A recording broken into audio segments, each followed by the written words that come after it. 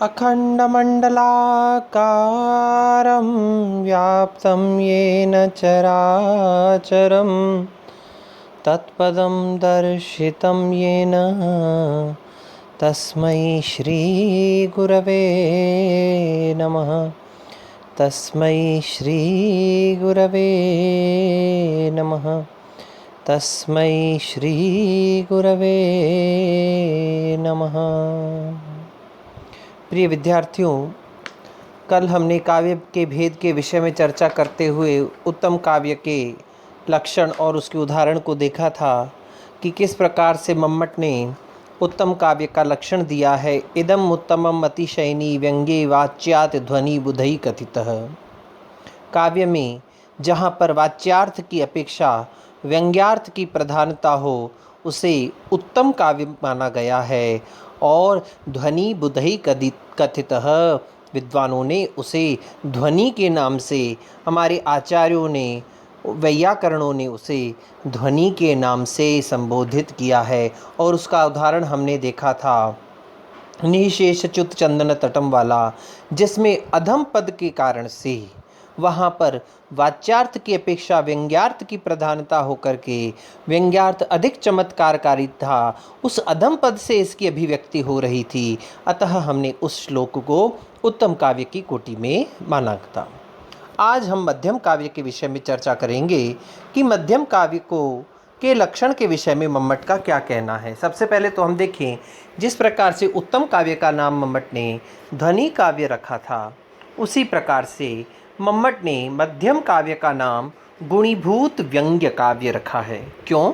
क्योंकि इसमें व्यंग्य जो है वो गुणीभूत हो जाता है, गौण हो जाता है, उतना अधिक चमत्कारी नहीं रहता है जितना कि उत्तम काव्य में अर्थात ध्वनि काव्य में रहता है। तो हम सबसे पहले इसके लक्षण पर चर्चा करते हैं। अतादृशी गुणीभूत व्यंग्यम व्यंग्ये तु मध्यमम।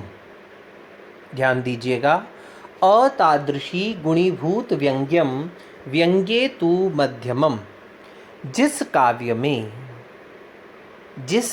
में व्यंग्यार्थ वाच्यार्थ की अपेक्षा अधिक चमत्कारकारी नहीं होता है, व्यंग्ये गुणीभूत व्यंग्यम, जहाँ पर जिस अतादृशी व्यंग्य उस प्रकार का व्यंग्यार्थ नहीं होता है जिस प्रकार का हमने ध्वनि काव्य में देखा था, अर्थात वाच्यार्थ की अपेक्षा व्यंग्यार्थ प्रधान था। अतादृशी व्यंग्य यानी वैसा व्यंग्यार्थ नहीं है, यानी वाच्यार्थ से अधिक चमत्कारी जहाँ पर व्यंग्यार्थ नहीं है, ऐसा काव्य मध्यम काव्य कहा जाता है, जिसे गुणीभूत व्यंग्य काव्य भी कहते हैं। देख लीजिए, शब्द में ही स्पष्ट है, गुणीभूतम व्यंग्यम, जहाँ पर व्यंग्यार्थ जो है, व्यंग्य जो है वह गुणीभूत हो जाए अर्थात गौण हो जाए, ऐसा काव्य मध्यम काव्य कहा जाएगा। आचार्य मम्मट के अनुसार मध्यम काव्य वह है जिसमें व्यंग्यार्थ तो होगा, ऐसा नहीं कि व्यंग्यार्थ का अभाव होगा। ध्यान दीजिएगा, उत्तम काव्य, मध्यम काव्य और अधम काव्य का जो एक साधारण सा अंतर है, प्रथम काव्य अर्थात ध्वनि काव्य में तो वाच्यार्थ की अपेक्षा व्यंग्यार्थ की प्रधानता रहेगी, लेकिन यहाँ पर वाच्यार्थ की अपेक्षा व्यंग्यार्थ गौण रहेगा। और अधम काव्य में क्या होगा, इसकी चर्चा हम कल के व्याख्यान में करेंगे। तो जिसमें व्यंग्यार्थ तो होता है किंतु वाच्यार्थ जो है वो व्यंग्यार्थ से अधिक चमत्कृत रहता है, यहाँ पर वाच्यार्थ की प्रधानता हो जाएगी। व्यंग्यार्थ वाच्यार्थ की अपेक्षा गौण रहता है और वाच्यार्थ यहाँ पर प्रधान रहता है। फिर भी ध्यान दीजिएगा, फिर भी यह काव्य पाठकों या श्रोताओं को अत्यधिक आनंद प्रदान करता है। क्यों? क्योंकि सामाजिक, सहृदय, रसज्ञ, साहित्यिक और काव्य के मर्मज्ञ जो होते हैं वो विद्वान उस वाच्यार्थ में भी उस आनंद को ढूंढ ही लेते हैं। ध्यान दीजिएगा, यह जो द्रवीभूत चित्त वालों का जो इतनी सारी संज्ञाएं हमने देखी हैं, साहित्य दर्पण भी इस बात को कहते हैं, सवासनानां सभ्यानां रसस्य आस्वादनो भवेत्, निर्वासनास्तु रंगास्ते कष्ट कुड्याश्मल सन्निभा। ध्यान दीजिए, इसका क्या अर्थ है? वासना से रहित सभ्यों को रस का आस्वादन होता है। वासनाहीन लोग तो रंगमंच के मध्य काष्ठ, भित्ति, पत्थर इत्यादि के समान ही बैठे रहते हैं। अर्थात जहाँ सहृदयों को वाच्यार्थ भी आनंदित करे और व्यंग्यार्थ वहाँ पर भले ही गौण रहे लेकिन वाच्यार्थ आनंदित कर देवे, ऐसा गुणीभूत व्यंग्य काव्य होता है। देखिए, सहृदय जो है, सहृदय तो छोड़ो, सामान्य व्यक्ति भी, साधारण व्यक्ति भी जहाँ उत्तम काव्य को तो पहचान लेता है क्योंकि वहाँ पर व्यंग्यार्थ की प्रधानता होती है, लेकिन जो सहृदय होता है वह व्यंग्यार्थ से रहित काव्य में भी आनंद को प्राप्त कर ही लेता है। यह काव्य ध्वनि काव्य की अपेक्षा निम्न कोटि का होता है क्योंकि ध्वनिवादी आचार्यों ने व्यंजना को ही काव्य के उत्तमता का प्रयोजक माना है। आचार्य मम्मट ने जो इसका उदाहरण दिया है, एक बार हम उस पर चर्चा करेंगे। ग्राम एक और शब्द था, इसकी वृत्ति में आता है अतादृशी वाच्याद अनतिशायिनी। अतादृशी अर्थात वैसा नहीं हो, वाच्यार्थ वाच्य की अपेक्षा अनतिशय, अतिशय से रहित हो, अर्थात वाच्यार्थ की अपेक्षा व्यंग्यार्थ जहाँ पर गौण हो जाए, उत्तम न रहे, अधम रहे, वाच्यार्थ की अपेक्षा व्यंग्यार्थ जहाँ पर गुणीभूत रहे। अब इसका उदाहरण क्या दिया उन्होंने, इस पर ध्यान देंगे। ग्राम तरुणम तरुण्या नववंजुल मंजरी सनाथकरम पश्यन्त्या भवती मुहुः नितराम मलिना मुखच्छाया। आपको ऐसे नहीं समझ में आएगा, एक बार इसके पीछे वाली स्थिति को देखिए। एक युवक और एक युवती दोनों एक दूसरे से प्रेम करते हैं। प्रेमिका ने अपने प्रेमी को किसी स्थान पर, मान लीजिए अशोक के कुंज में या बेंत के लतागृह में मिलने का संकेत दिया।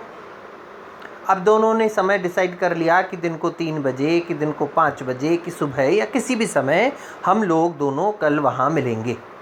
बात आज यहाँ डिसाइड हो गई, आज निश्चय हो गया कि कल दोनों प्रेमी और प्रेमिका उस स्थान पर, अमुक अमुक स्थान पर मिलेंगे। अब दूसरा दिन हुआ, माँ ने क्या किया, दीपावली की सफाई निकाल दी, देख लीजिए, या कोई और काम आ गया कि मेहमान आ गए घर पे। लड़का तो आप देख लीजिएगा बहाना बना करके निकल लेता है। लड़कों को प्रायः ऐसी समस्या नहीं आती है, लेकिन लड़कियों के साथ अलग प्रकार की समस्या होती है। तो वो मान लीजिए वो जो प्रेमिका है अपने घर के किसी काम के कारण से नहीं निकल पाई और उसको विलंब हो गया। अब वो घर के बाहर खड़ी हुई है और जैसे ही वह बाहर खड़ी हुई तो देखा कि वहाँ से उसका जो प्रेमी है, वह युवक जो है, अपने हाथ में एक मंजरी अर्थात एक लता लिए हुए वहाँ से घूमता हुआ जा रहा है। क्या तात्पर्य हुआ इसका? कि जो ग्राम तरुण था, वह युवक जो है, वह अपने हाथ में उस लता मंडप की एक लता को लेकर के और हाथ में घुमाता घुमाता निकल रहा है। इसका तात्पर्य यह हुआ कि वह संकेत देने पर भी, समय निश्चित किए जाने पर भी वहाँ पर नहीं आई और उसने उसको कुछ कहा नहीं, लेकिन उसके हाथ में, प्रेमी के हाथ में उस नवलता को देख करके वह युवती, वह प्रेमिका समझ गई कि यह वहाँ पर नववंजुल लता गृह में होकर के आ गया है। कितना सुंदर उदाहरण है, एक बार इसको ध्यान से इसका अर्थ देखिए। बेतस लता की ताजी तोड़ी हुई नववंजुल मंजरी सनाथ करम, बेतस लता की ताजी तोड़ी हुई मंजरी के द्वारा अपने हाथ को सनाथ करता हुआ अर्थात अपने हाथ में रखते हुए ग्राम तरुणम, उस गांव के तरुण को, नवयुवक को देख करके पश्यंता मुहुः नितरा तरुण्या भवती मुखच्छाया मलिना, उस तरुणी की बार बार जो मुख की छाया है वह मलिन हो जाती है।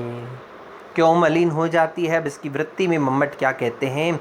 अत्र वंजुल लता गृहे दत्त संकेता न आगता इति व्यंग्यम गुणीभूतम। यहाँ पर उस वंजुल लता गृह में अर्थात बेत के द्वारा निर्मित उस लता गृह में दत्त संकेता संकेत दिए जाने पर, समय दिए जाने पर भी न आगता इति व्यंग्यम आई नहीं, यह व्यंग्य जो है यहाँ पर गुणीभूत हो गया और उसकी अपेक्षा वाच्यस्य एव चमत्कारित्वात्, और वहाँ पर वाच्यार्थ की ही प्रधानता है। थोड़ा सा फिर आप इसको ध्यान दीजिएगा कि ग्राम तरुण जो पद है उससे यह व्यक्त होता है कि उस ग्राम में वह एकमात्र नव तरुण है और अनेक युवतियों के द्वारा या प्रेमिकाओं के द्वारा प्रार्थ्यमान होने पर भी या उसके अपनी व्यस्तताओं के कारण भी उसका दोबारा मिलना कठिन है, लेकिन आज उसके द्वारा बड़ी मुश्किल से समय दिया जाने पर भी मैं वहाँ पर नहीं पहुँच पाई। इसीलिए जो पश्चाताप का अतिशय सूचक है मलिना मुख छाया, वह उसकी मलिन मुख छाया से प्रदर्शित हो रहा है। यहाँ व्यंग्यार्थ की अपेक्षा वाच्यार्थ ही अधिक चमत्कारी है, इसीलिए यहाँ पर गुणीभूत व्यंग्य का उदाहरण है।